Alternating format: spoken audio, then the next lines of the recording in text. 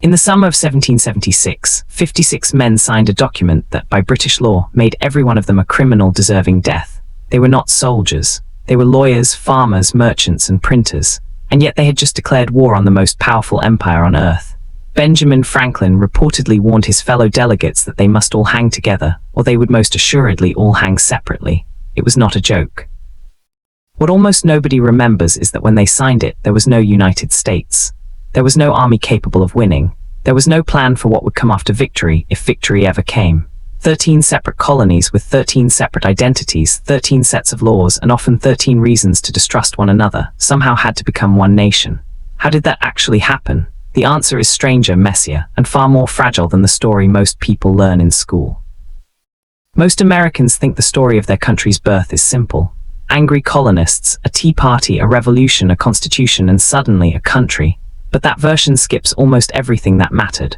The truth is that the United States was not born in a single moment. It was assembled, argument by argument, compromise by compromise, crisis by crisis, over more than 2 decades. It could have failed at a dozen different points. It nearly did. Understanding how 13 quarreling colonies became a single nation means understanding why unity was never guaranteed, and why the people who built America were far more divided and far more uncertain than the founding myth suggests. Understand why unification was so difficult. You first have to understand what the 13 colonies actually were before independence. They were not one society. They were 13 distinct experiments, founded at different times for different reasons by different kinds of people. Massachusetts was built by Puritans seeking religious purity. Virginia was built by investors chasing profit through tobacco. Pennsylvania was founded on Quaker tolerance. Georgia began as a debtor's refuge. Each colony had its own governor, its own assembly, its own currency, its own militia, and often its own established religion. A Bostonian in 1750 had more in common, culturally and economically, with a merchant in London than with a farmer in the Carolina backcountry.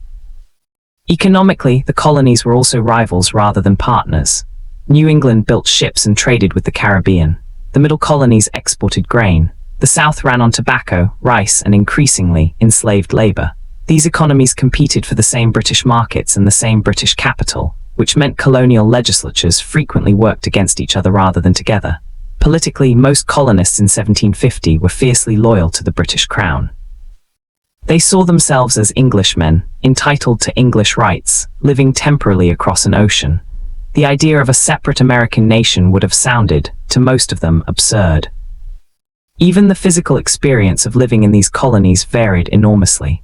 A merchant in Charleston, South Carolina, lived in a slaveholding society dependent on rice cultivation in disease-ridden swamps, where enslaved Africans often outnumbered white colonists. A tradesman in Philadelphia lived in one of the largest and most cosmopolitan cities in the entire British Empire, second only to London itself in population among English-speaking cities. A frontier family in the Appalachian backcountry lived in near constant tension with native nations whose land they were steadily encroaching upon, often without any real protection or interest from colonial governments hundreds of miles away. These were not variations on a single theme. They were, in almost every meaningful sense, different worlds sharing a single coastline. What changed everything was a war that most Americans barely learn about, the French and Indian War, fought from 1754 to 1763.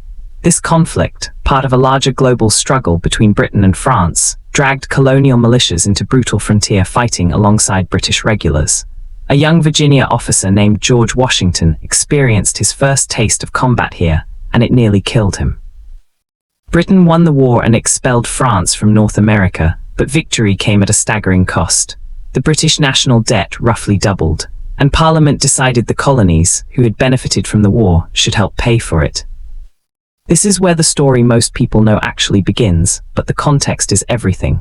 Starting in 1764, Parliament passed a series of taxes on the colonies, the Sugar Act, the Stamp Act, the Townshend Acts, each designed to raise revenue directly from American colonists for the first time in history.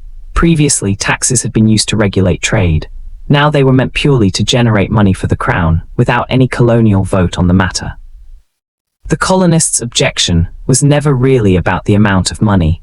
It was about a principle that would become the rallying cry of the entire revolution: no taxation without representation.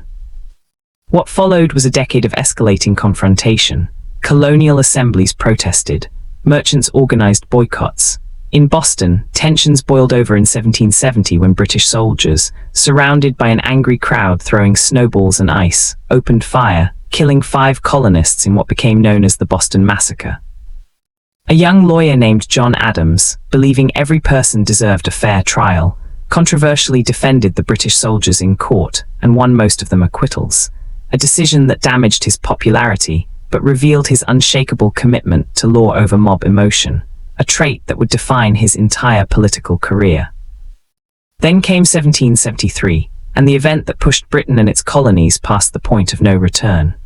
When Parliament passed the Tea Act, granting the British East India Company a near monopoly on tea sales in America, a group of colonists calling themselves the Sons of Liberty, organized in part by a brewer and political agitator named Samuel Adams, boarded 3 ships in Boston Harbor. Disguised, though poorly, as Mohawk warriors, they dumped over 90,000 pounds of tea into the water. In today's money, that cargo would be worth well over $1 million. Britain's response was swift and merciless. Parliament passed what colonists called the Intolerable Acts, closing Boston's port entirely and stripping Massachusetts of its self-government. Here is the detail most documentaries skip. The Intolerable Acts were meant to isolate and punish Massachusetts alone. Instead, they accomplished something Britain never intended. They frightened the other 12 colonies into believing that if this could happen to Massachusetts, it could happen to any of them, for the first time. Colonies that had spent a century ignoring or distrusting one another began sending delegates to a shared meeting. In September 1774, the First Continental Congress convened in Philadelphia, bringing together representatives from 12 colonies, only Georgia stayed home, to coordinate a unified colonial response. It was not yet a call for independence. Most delegates still hoped for reconciliation with Britain. But it was the first time in American history that the colonies had acted as one body rather than 13. That fragile unity was tested almost immediately. In April 1775, British troops marched toward Concord, Massachusetts, to seize a cache of colonial weapons. Colonial militia, warned in advance by riders including Paul Revere, confronted them at Lexington. Nobody knows for certain who fired first. Historians still debate it, but that single shot, remembered as the shot heard round the world, triggered open combat. By the end of that day, dozens lay dead on both sides, and there was no path back to the way things had been. The Second Continental Congress convened weeks later, this time forced to govern a war it had not officially declared. It appointed George Washington, a Virginian, to command the army besieging Boston, a deliberate political choice meant to unite a mostly New England conflict under Southern leadership. This decision reveals something crucial about how the colonies actually unified. It was not born from shared identity. It was engineered through careful political calculation, designed specifically to prevent any single region from dominating the cause. Washington himself was an unlikely choice in some respects.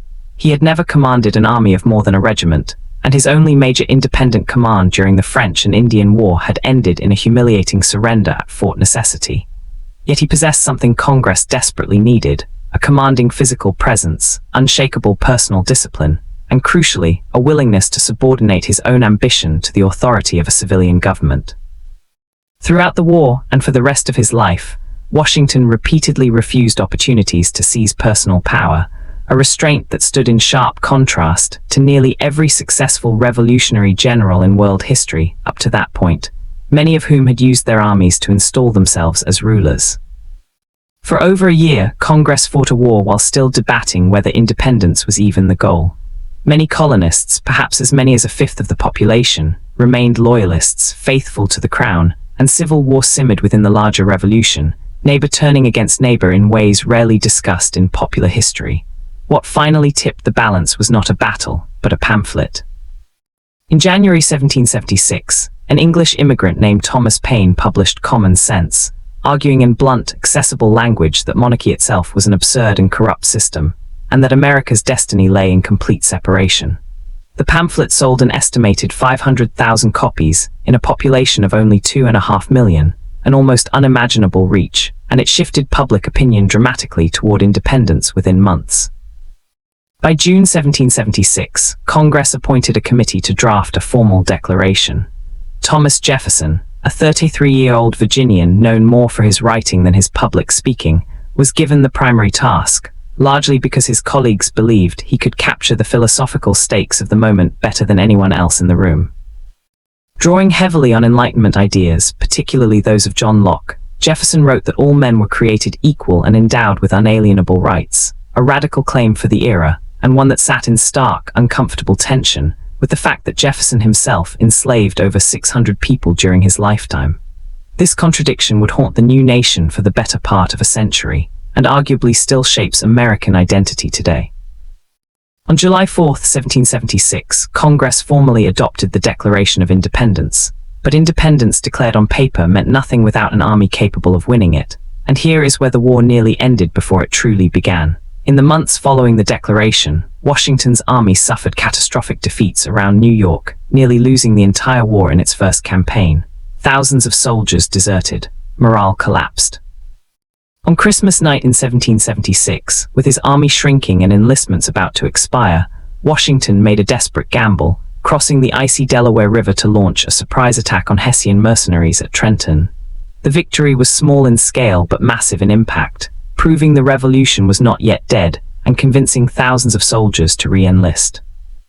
The war dragged on for years, marked by brutal winters, including the infamous encampment at Valley Forge, where roughly 2,000 soldiers died from disease, malnutrition, and exposure during the winter of 1777 to 1778, nearly a quarter of Washington's entire force. Yet it was also at Valley Forge that a Prussian officer, Baron von Steuben, transformed the ragged Continental Army into a disciplined fighting force through relentless training, a turning point historians often underappreciate compared to battlefield victories. The war's true turning point, however, came in October 1777 at Saratoga, New York, where American forces achieved a stunning and decisive victory over a British army. This triumph convinced France, still bitter over its earlier defeat in the French and Indian War, to formally ally with the American cause, providing money, weapons, naval power, and eventually troops that would prove decisive. Without French intervention, most historians agree independence would have been extraordinarily difficult, if not impossible, to secure. This is a detail conveniently minimized in traditional retellings, that America's founding was not achieved alone, but through a calculated foreign alliance built on European rivalry rather than shared ideals. The war finally reached its climax in October 1781, when combined American and French forces trapped British General Cornwallis at Yorktown, Virginia. Surrounded by land and blockaded by the French Navy at sea, Cornwallis had no path to escape or resupply. After a brutal siege, he surrendered, effectively ending major combat operations. 2 years later, in 1783, the Treaty of Paris formally recognized the United States as an independent nation. But here is the uncomfortable truth that most retellings gloss over entirely. Independence had been won. A single, unified nation had not.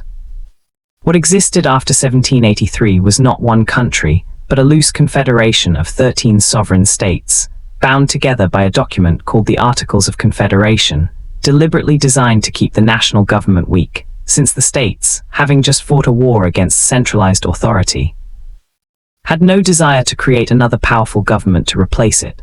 Under the Articles, Congress could not tax, could not regulate trade between states, and could not enforce its own laws. Each state effectively acted as its own country, printing its own currency, setting its own tariffs against neighboring states, and often ignoring national requests entirely. The dream of unity, so hard won on the battlefield, was quietly collapsing at the negotiating table. The cracks became impossible to ignore in 1786, when a Massachusetts farmer and former Continental Army officer named Daniel Shays led an armed uprising of debt-ridden farmers against state courts for closing on their land. Shays' rebellion was eventually put down by a state militia, since the national government had no army of its own to send, a humiliating demonstration of just how powerless the Confederation truly was. For many political leaders, this was the breaking point. If the nation could not even suppress an internal uprising, how could it possibly survive as an independent country, surrounded by hostile European powers, particularly with Spain controlling the Mississippi River and Britain still occupying forts on American soil in the Northwest, in direct violation of the peace treaty that had supposedly ended the war? There was also a quieter crisis unfolding, one rarely mentioned alongside the drama of rebellion and war. The new nation was drowning in debt. States had borrowed heavily to fund the war effort, and had no reliable way to repay soldiers, suppliers, or foreign creditors. Continental currency had become so worthless that the phrase "not worth a continental" entered the American vocabulary as shorthand for something utterly valueless. Veterans who had fought for years without regular pay were now watching speculators buy up their promised wages for pennies on the dollar. The revolution had been won, but the peace was proving nearly as dangerous as the war itself. In May 1787, delegates gathered again in Philadelphia, officially to revise the Articles of Confederation. Instead, over 4 sweltering months behind locked doors and drawn curtains, they scrapped the Articles entirely and wrote an entirely new framework of government, the United States Constitution. This gathering brought together some of the sharpest political minds of the era. James Madison, a quiet, meticulous Virginian who had studied dozens of failed and successful governments throughout history, arrived with a detailed plan for a stronger federal system, and would later be remembered as the father of the Constitution. Alexander Hamilton, an ambitious immigrant from the Caribbean who had risen from poverty and illegitimacy to become one of Washington's most trusted aides, argued forcefully for centralized economic power. Benjamin Franklin, then 81 years old and the most internationally famous American alive, lent moral authority to the proceedings and helped broker compromise when tempers flared. And tempers did flare, constantly. Large states and small states nearly broke the convention apart over how representation in Congress should work, a deadlock resolved only through the Great Compromise, creating a House of Representatives based on population and a Senate with equal representation for every state regardless of size. An even darker compromise emerged over slavery, where Southern states, wanting enslaved people counted for representation purposes but not for taxation, forced through the deeply troubling 3/5 Compromise, a decision that increased Southern political power in Congress for decades and postponed a reckoning with slavery that would ultimately erupt into civil war 70 years later. Even after the Constitution was signed in September 1787, its survival was far from certain. It needed ratification from at least 9 of the 13 states, and opposition was fierce. Critics known as anti-federalists warned that a strong central government would inevitably become tyrannical, recreating the very monarchy Americans had just fought to escape. To win public support, Hamilton, Madison, and John Jay wrote a series of 85 essays under the pseudonym Publius, published in New York newspapers, later collected as the Federalist Papers, arguably the most influential work of political theory ever produced on American soil. The battle for ratification was so close in several states that historians still consider its success far from inevitable. Only the promise of a Bill of Rights, guaranteeing fundamental freedoms like speech, religion, and due process, finally secured enough support for ratification across the remaining holdout states. In 1789, the new government finally took effect, and George Washington, reluctant to seek power yet unable to refuse the near-unanimous call of his fellow citizens, became the first president of the United States. His decision to willingly step down after 2 terms rather than cling to power indefinitely, something virtually unheard of among rulers throughout history, established a precedent that would define American democracy for generations to come. It is worth pausing here on a fact rarely emphasized in popular retellings. The Constitution itself very nearly failed to pass in several crucial states. In Virginia, the vote was extraordinarily close, and towering figures like Patrick Henry, who had famously demanded liberty or death during the earlier struggle against Britain, now argued passionately against ratification, fearing the new federal government would eventually swallow the very liberties the Revolution had secured. In New York, ratification succeeded by an even narrower margin, arguably saved only by the flood of persuasive essays that Hamilton, Madison, and Jay had published under the name Publius. Had a handful of votes shifted in either state, the United States as it exists today might never have taken shape at all. What emerged from this 2-decade process was not a nation born fully formed, but one painstakingly constructed through crisis after crisis. 13 colonies became one country not because they naturally belonged together, but because war, debt, rebellion, and the constant threat of collapse forced reluctant leaders to keep compromising rather than splitting apart. Every step of the way, unity was a choice, not an inevitability, and it was a choice made by deeply flawed men navigating impossible contradictions, fighting for liberty while enslaving human beings, preaching equality while excluding women and native peoples entirely from the political process they were building. The United States that emerged from the 13 colonies was never meant to be perfect. It was meant to be possible, and it survived its earliest years not through unshakable unity, but through an extraordinary and fragile willingness among bitter rivals to keep choosing compromise over collapse again and again. At the exact moments when everything could have fallen apart, that fragile habit of choosing union over division, imperfect as it was, is the true origin story of America, and in many ways, the argument over how far that union should stretch never really ended. It simply began.